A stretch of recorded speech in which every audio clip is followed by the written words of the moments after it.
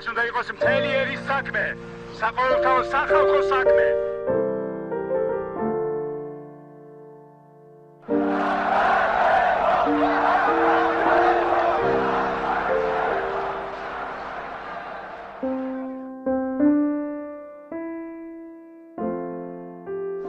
სახელითა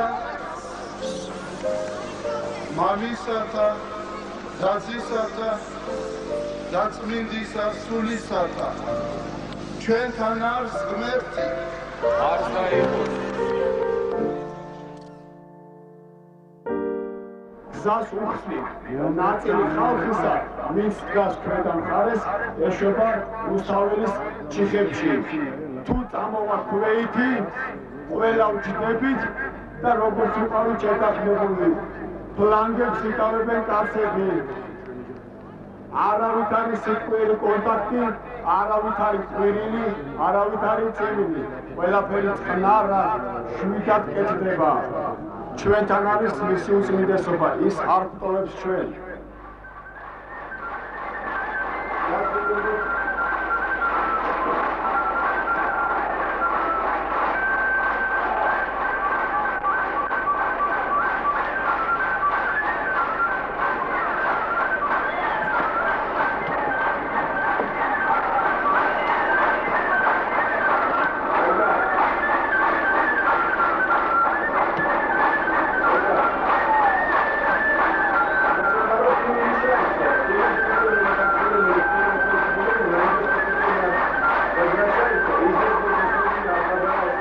Мы не учли, что будет оказано такое жесткое и упорное сопротивление.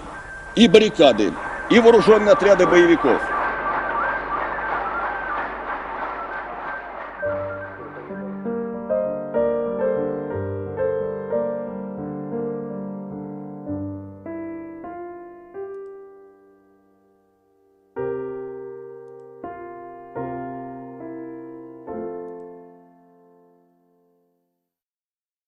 ვნახეთ ძალიან საინტერესო კადრები, რომლებიც ჯერ არ გქონდა ნანახი ტელემაყურებლისთვის უცნობი იყო. და ჩვენ ბუნებრივია ვაგრძელებთ ამ მნიშვნელოვან თარიღზე საუბარს, როგორც გითხარით, ჩვენი დღევანდელი ეთერი მთლიანად 9 აპრილს დაითმობა და სტუმარი გახლავთ თავთა მოციქულთა და პეტრეს და პავლეს საეკლესიო კომპლექსის წინამძღვარი დეკანოზი არჩილ მინდიაშვილი.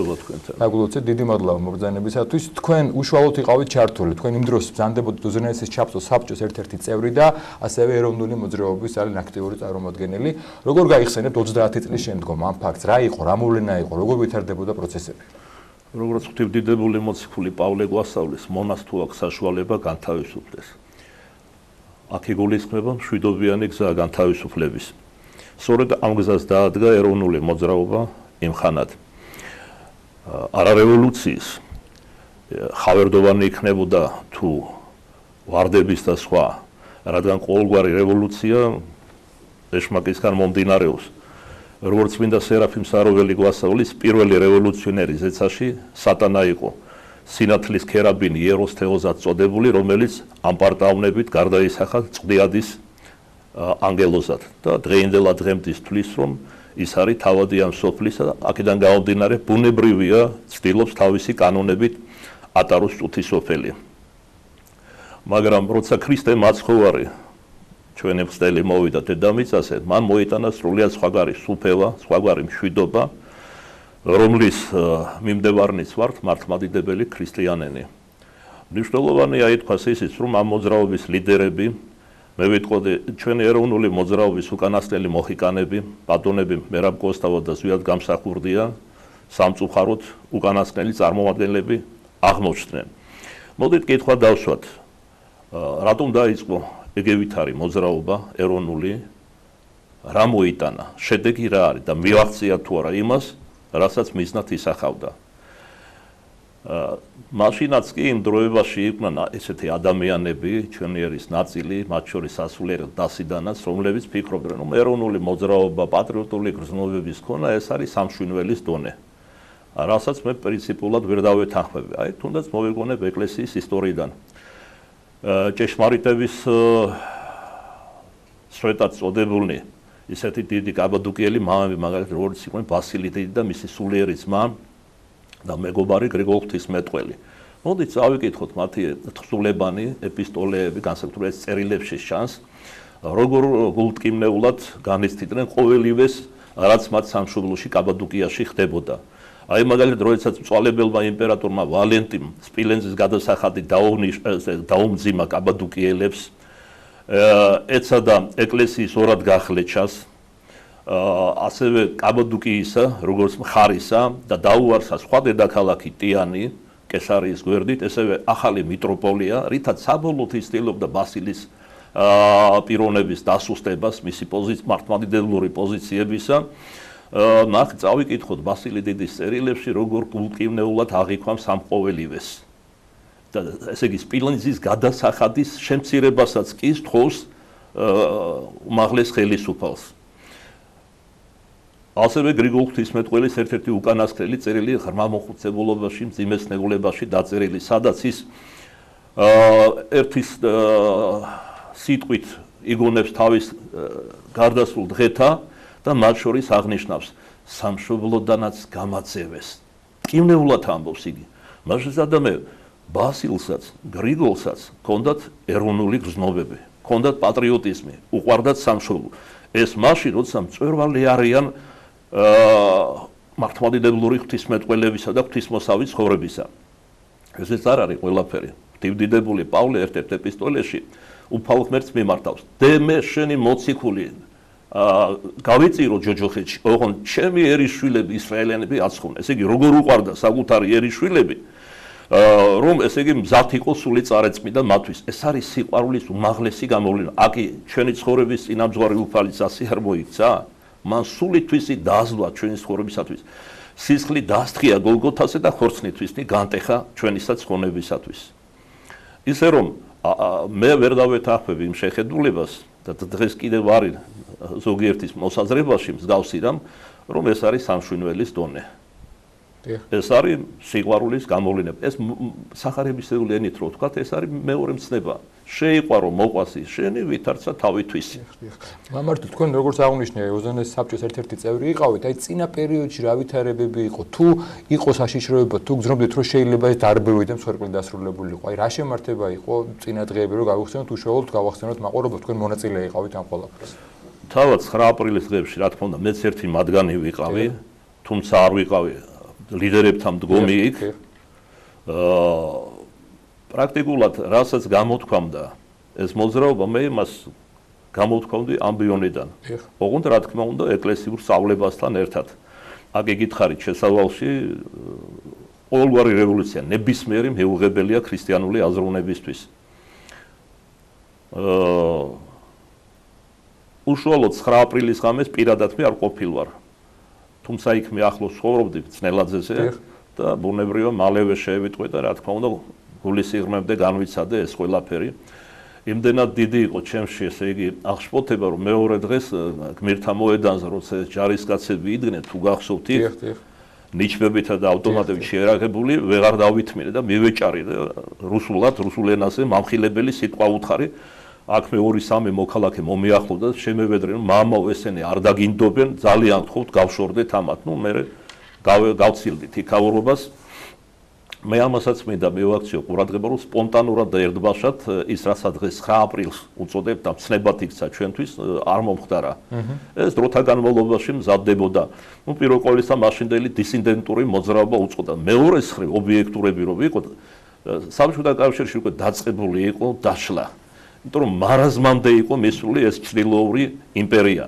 მაგრამ მოდით გულახდილობისთვის და ობიექტურობით ამასაც ვიტყვი. რა მოხდა? რა იყო და რა მოხდა? რა მივიღეთ? ქართული ანდაზით უპასუხე მოკლედ. წავიდა შავი მოძვერი, მოვიდა თეთრი მოძვერი. დღეს ჩვენ თავისუფლება და დემოკრატია გვესმის როგორც აღვირახსნობა. ესე ვთქვათ, ეს არის ქართული ვარიანტი დემოკრატიისა. ჩვენებური. ხო, აი თქვენ ხო გაგეხიმოთ, ესე იგი მეთანხმებით, მაგას ნიშნავს ეგ. სამწუხაროდ. მამა არჩილ, ბოდი შეგაწყვეტინეთ, როგორ მომწიფდა მაშინდელი ეს სიტუაცია და როგორ მივიღეთ 9 აპრილი. თქვენ ახსენეთ, რომ უცებ არ მომხდარა და ამისთვის ემზადებოდა მთელი ერი. როგორ დაიწყო ეს ეროვნული მოძრაობა? საიდან დაიწყო და როგორ მივიდა საბოლოოდ ეროვნულ გამათავისუფლებელ? საიდან დაიწყო, შემოკეთილო, მე უკვე გიპასუხეთ. ეს პირველი არის ხრწნა დაწყებული იყო ყოფილი იმპერიის და მეორეს მხრივ ეროვნული მოძრაობა აღორძინდა პირველ ყოვლისა უნდა დაუკავშიროთ პიროვნებებს. დიახ, მე ვიზიარებ იმას, რომ პიროვნებები ქმნიან ეპოქას, ისე როგორც ეპოქა ბადებს პიროვნებას. ურთიერთ დაკავშირებულია. ეს იყო დისიდენტურ მოძრაობასთან დაკავშირებული, რომელსაც ძალუმატ უწყობდა დასავლეთი ხელს. მას თავისი გეგმები ჰქონდა, რა თქმა უნდა, სამიზნე იყო რუსული იმპერია. და მე აქციეს კიდეც, მაგრამ ჩვენ რას მივახციეთ? ჩვენ რა მივიღეთ? მოდი ეს ვიკითხოთ. მომაგონდა სოლომონის წიგნიდან სიტყვები, ამასთან კონტექსტში, რაზეც ვლაპარაკობთ, თავისუფლებას აღუთქვამენ სხვას და თავად რჩებიან ცოდვის მონებად. ცოდვის მონა ვერაზროს ვერ მოუტანს თავისუფლებას, ვერც ერთს მეტადრე და ქვეყანას. პირველ ყოვლისა საჭიროა ჩვენს გონებაში დაბუდებულ მგლებს ვებრძოლოთ, შეუფერებელ გულის სიტყვებს. და მერმე ყველაფერი რიგზედ იქნება. თავად ეს ორი პიროვნება და არა მარტო ისინი, რადგან თანამდებობები მათ ბევრი ყავდათ მაშინ, რომ ჩვენ ყველა სახელები არ ვიცი და ვერ ჩამოვთვლით, თუმცა პირადად ვიცნობდი მე მათ, იყვნენ ეკლესიური მორწმუნეები. მithქმა მოთმას ვრცელდებოდა შტაინერის მიმდევრები, ჩვენ გამოვეცით ბატონ ესე იგი როსტომ ჩხეიძის თხოვნით, მეგობრები ვართ უნივერსიტეტის დროიდან, ავტობიოგრაფიული რომანი ზღვაური და მოტივი რა იყო მისგან, როცა ვითხრა ამის შესახებ, რომ ძალიან ბევრი ისეთ პიროვნებას იცნობდით, ეროვნულ მოძრაობაშიც იყავით ძალისაებრო და როგორც სასულიერო პირებს, ასევე საეროთა და ამ პიროვნებას დიდ პატივს მივაგებ, მე დიდ პატივს ავცემ და ეს იყო გარეგანის სტიმული, გამომეთქვა ჩემი ნააზრევი. მათ შორის საკმაოდ მნიშვნელოვანი პასაჟი ამ რომანისა ეძღვნება სწორედ ეროვნულ მოძრაობას და ზვიადისა და მერაბის პიროვნებას. ჩვენ მეგობრები ვიყავით, მე ვიცოდი როგორი შანტაჟირება ხდებოდა მისი მერეც როცა ხელისუფლებაში მოვიდა ეროვნული მოძრაობა, რვალი მაგი და საქართველო, როგორ რეკავდნენ ჩრდილოეთიდან გორბაჩოვები და სხვები, ჩემი თანდასწრებითაც ყოფილა, როგორ იმუქრებოდნენ ცხერწერტილებს აუმოძრავებდა ჯავახეთშიც, აფხაზეთშიც, სამაჩაბლოში და ასე შემდეგ. და რა თქმა უნდა დასაყრდენი, ნოყიერი დასაყრდენი თავად რენეგატ ქართველებშიც ნახეს. მე შემიძლია გვარსახელები ჩამოთვალ, მაგრამ რას მოგვიტას ეს? ჩვენ რაღაც პირადული კი არ გვამოძრავებს. სამწუხაროდ აი ეს დასაყრდენი აქ ნახეს და ქართველმა ხალხმა კარგად იცის, ვინ რომელ სათავეებთან იდგა. მამა არჩილო, როგორ ფიქრობთ თქვენ აი ამ გადასახედიდან?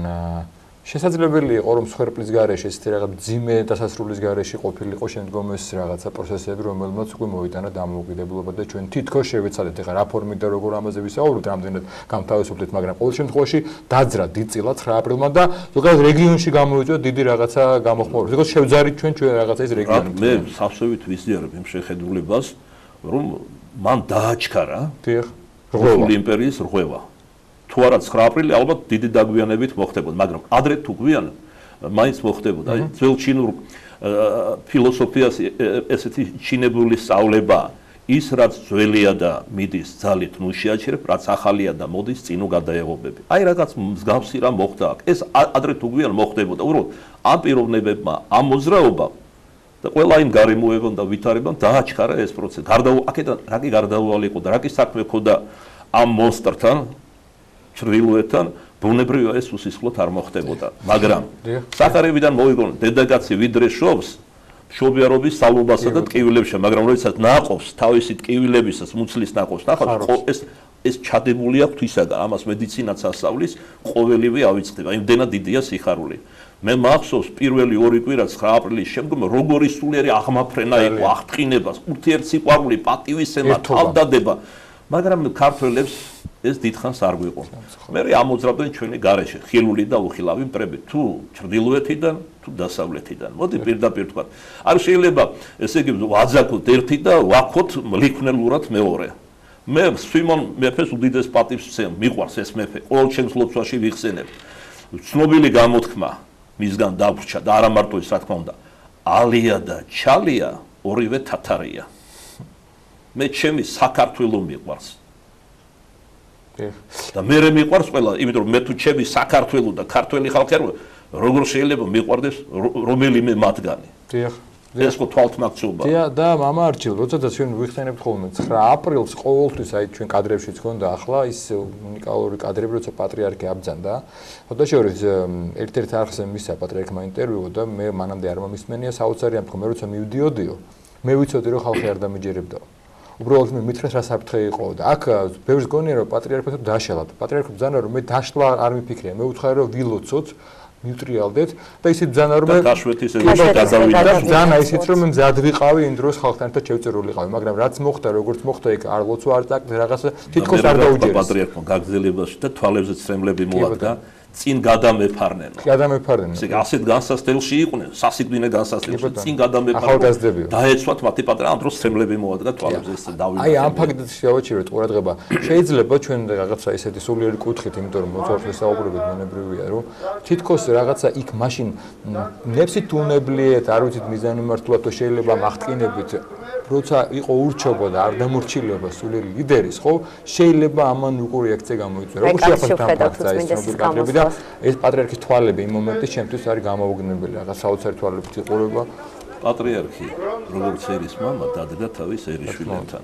ეს სავსე ბუნებრივი მე დარწმუნებული ვარ, მანიცო და ბრძენი ადამიანია, რომ ამ შეიძლება ეს არ მიეღოთ მისი შეთავაზება, რომელიც ისახავდა ყველა მამა ამას სტილობს.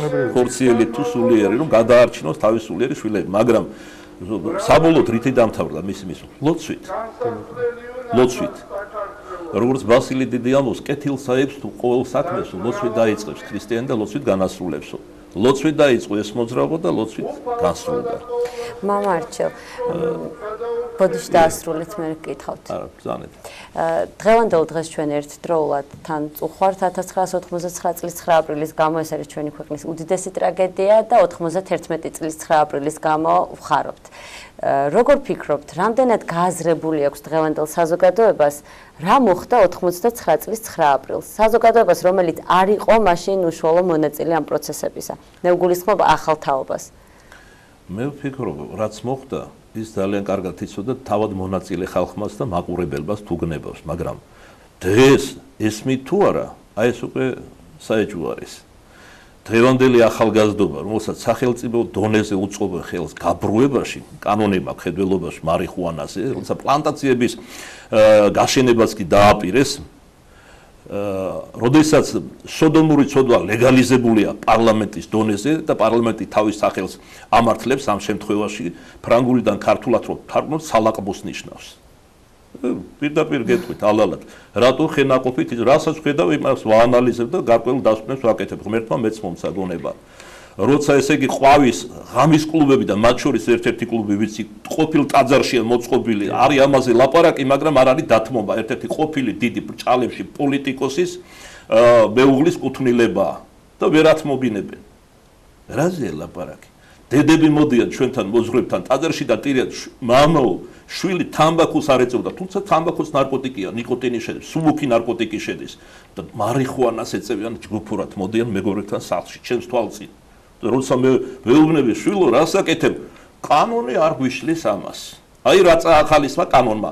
ნუ მონეტას ორი მხარე აქვს, რომ ტურისტებს მოვიზიდავთ. ვის მოვიზიდავთ? ნარკომანებს შემოსავლის მიზნით და ასეთი უნანუსო ფულით შეიძლება ერისხოვრება აღორძინდეს, თუნდაც ეკონომიური თვალსაზრისით. ამისთვის 9 აპრილს ხალხი არ ეწირებოდა, რომ საქართველოს მოგონ ნამდვილად. სიზმრათაც ვერ ნახავდნენ რაც დღესება საქართველოში. მაგრამ მათ თისწინაში დაუფასდება და დაუფასდათ კიდეც. მათ ყველაზე მაღალი მცნება აღასრულეს. სული თვისთი ქრისტესთვის და სამშობლოსთვის დასწრეს. რა უნდა ვისწავლოთ და რა უნდა გავითვალისწინოთ ჩვენ ამ მოვლენისგან 9 აპრილისგან? ჩვენ დონეზე ვასწავლეთ ცალკეული პატრიოტები, თუ მღვდელი თუ ერისკაცი, მაგრამ სახელმწიფო პოლიტიკა არ არსებობს ეროვნული. პირიქით, აი ტოლბუტი, ცნობილი კომისარი, რამოდენიმე წლის წინ ევროკავშირის ცნობილი კომისარი, ოფიციალურ გამოსვლაში ამბობს, დადგება სულ რაღაც 100 წელიწადი გაივლის და აღარ იქნება ხსენება ეროვნული ეროვნულობის და ესე შემდეგ, არა მარტო ამის, არ იქნება არც დედის მცნება, არც მამის, არც შვილის, არ იქნება არც კაცი, არც ქალი. მამა არჩილ თქვენ კენტავრების ეპოქა მოდის რა, ესე ფიგურალურად რო ვთქვათ. თქვენ იმ პერიოდში გამორთულიყო კულტურის დღეები უცხოეთში და პატრიარქის კურთხევით უნდა გამგზავრებული იყავით. საინტერესოა რა მოვლენები გამოვითარდა, როგორი იყო შემდგომ აი უცხოელების პოლონეთი იყო თუ არ თვე მათ შეფასება ამ ფაქტის. კეთილი. დავიწყოთ თვითმფრინავით, ჩემო საყვარელო. ერთბაშად ხო ვერ ჩავიდოდი. ვიდრე ავფრინდებოდით, ეროვნული გამოხედვები იყო ჩვენ სამღვდელოს მიმართ. კითხვები ზოგჯერ სარკასტულიც. მაგრამ კიდევ ერთხელ დავრწმუნდი, ამ გზა როგორ ჩავედი ვერ გავიგე. ისე მალე ჩავედი იქ საუბარში. მთელი გზა იყო საუბარი სარწმუნოებაზე, ეროვნულ მოძრაობაზე, ყველაფერზე, აბსოლუტურად. და როდესაც ჩავედით იქ, ეხლა ცნობილი მსახიობები ჩემელია, დავასახელო, პირჯვარს იწერდნენ ყველანი. და ეგეც არ არის ყველაფერი. სულ რამდენიმე დღეში საშინელი ნოსტალგია, ჩვენ ესეც აღარ აგვაქვს დღეს ნოსტალგია. რა მინდა საქართველოში ამბობენ უცხოეთში წასული, გადაგვარებული ქართველები და სამწუხაროდ ყველაზე ადვილად გვარდებით. გასაოცარი ფენომენია. ხო და დიდი მონატრება იყო და ცნობილმა პიროვნებებმა მოვიდნენ მარიკა ლორთქიფანიძე და სხვები და მთხოვეს რომ თუ აი რა შეიძლებაო, იმიტომ რომ ცუდად ვარ თუ ყველანიო.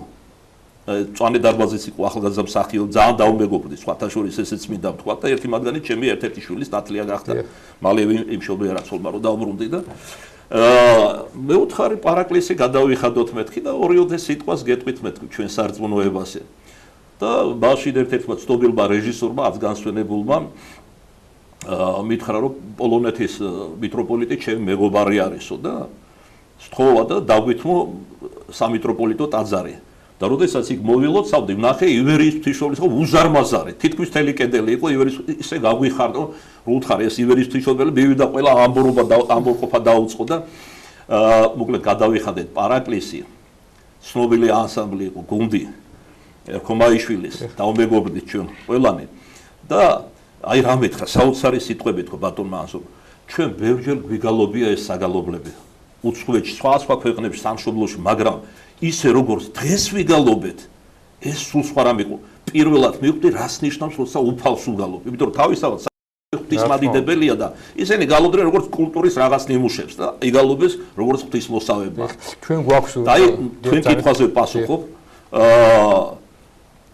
მე მიწევდა მისვლა სხვა ტაძრებში და არა მარტო არალოცვისთვის, რა თქმა უნდა, შეხვედრები იყო და საუბარი მათ ერთი კითხვა ჰქონდათ. რა მოხდა სინამდვილეში სტრაბი? იმიტომ რომ რუსეთის საინფორმაციო წყაროები დეზინფორმაციას ავრცელებდნენ, რომ ჭყლეტა მოხდა, დავკა ეგრეთ წოდებული და ესე შემდეგ. და ჩვენ მაშინ ქალბატონმა მარიკამ და სხვებმა ყველა ვიც იყვნენ ხმა აიმაღლეს, შეიძლება ითქვას სულიერი გმირობა გამოიჩინეს, დაუფარავად გამოწვლილით მოყვნენ რაც მოხდა 9 აპრილს, რა განაპირობებდა და რეალურად რა მოხდა, მათ შორის მეც რა თქმა უნდა, აი ერთ-ერთი მომენტი, მწვანე დარბაზი ამ დეზინფორმაციის გამო უარს ამბობს გამოვიდეს და დადგა სპექტაკლი, იმიტომ რომ იმხელა პროტესტის გრძნობა აქვს, ამ სიცრუეს ავრცელებენ პოლონეთში. ну ხან ერთი მივიდა ცნობადი სახე დღეს უკვე არა გამოთქმა ცნობადი სახე ხან მეორე და ვერ აშოშმინებენ ჩვენ არ გავალთ პროტესტს აცხადებენ ვიდრე არ გამოაცხადებენ ტელევიზიიდან და თქვენ თავად არ აღიმაღლებთ ხმას ჩვენ არ დავდგავთ სპექტაკლს და მაშინ ქალბატონი მარიკა მოვიდა ჩემ თხოვა რომ თქვენ სასულიერო პირბრძანდები და ალბათ თქვენ უფრო მოგისმენ ჩვენ საფრაფერი გამოგდის და ვილაპარაკეთ თითქმის ტელეგრამის საუბარში გავატარეთ და იქიდან გამოვიტანეთ მეგობრობა და თანხმობა. მეორე დღეს ყველანი ერთად ვიდექით და ჩემო კარგო ქვეყანა რასით მოგწონთ ღეროდით ვარშავის ცენტრში. ჩვენ გვაქვს კადრები თქვენი პარლამენტში გამოსვლის ალბათ რაც არის რეჟისორი გაუშვებს და ეს ნახოთ საინტერესოა. საინტერესო იყო ეს პერიოდი, ალბათ მამა არჩილ თქვენც რო შეაფასოთ აი თქვენი გამოსვლა, რა ხდება, რა მოვლენებია, რა პერიოდია. სხვათა შორის დავზერო, ზვიადის თხოვნით პარლამენტის შენობა ვაკურთხე, სწორედ მაგ დღეს. რა შევხვდეთ მაყურებელს რა დროა ეს დაახლოებით რა პერიოდია და რაზე ამახვილებთ ყურადღებას? თეთრი წვერი ყოველთვის არ მქონია რომ გიჩას. რა მომენტი იყო ეს მამა არჩილ და რას ეხებოდა თქვენი? ახლა ეს ერთბაშად მე რამდენჯერმე გამოვედი და ერთბაშად ვერ გეტყვით ახლა. ზუსტად რომელი გამოსვლა? გადავიწერო ხო ხდებით რაზე ვიყარაკეთ. და სულიერ მოძრაობას უკავშირებდი ერთმანეს. მამა არჩილ ბოდიში ჯასუხ ჩარკვიანმა 9 აპრილი საკმაოდ კაცრად შეაფასა და თქვა რომ ეს იყო ერის გენოციდიო. თქვენ როგორ ფიქრობთ იყო ეს ერის გენოციდის თუნდაც მცდელობა რუსეთის მხრიდან? იმიტომ რომ თან გაიხსნა ვაჟა სიტყვები, რომ თუ კი ილიას ესროლეს და მთელი საქართველო მოკლეს, მაშინ რატომ 21 ადამიანის სიკვდილის გამო ჩვენ ამ მოვლენას არ ვაღიარებთ როგორც გენოციდს? როგორ ფიქრობთ, მცდელობა იყო რუსეთის მხრიდან საქართველოს ქართველი ერის გენოციდი? რუსეთის იმპერია ცდილობდა ხანგრძლივობა გაეხანგრძლივებინა არსებობა. ეს იყო გამოძახილი. ეს მოხდებოდა ლიტვაში, საქართველოში თუ სხვაგან. შედეგი ერთი და იგივე იქნებოდა. მე რუსულ გამოთქმას მოვიგონებ. Sila jest umaninada. ყველაფერია ნათქვამი ამით. აი ეს მოხდა. მათი ბუნება გამომჟღავდა.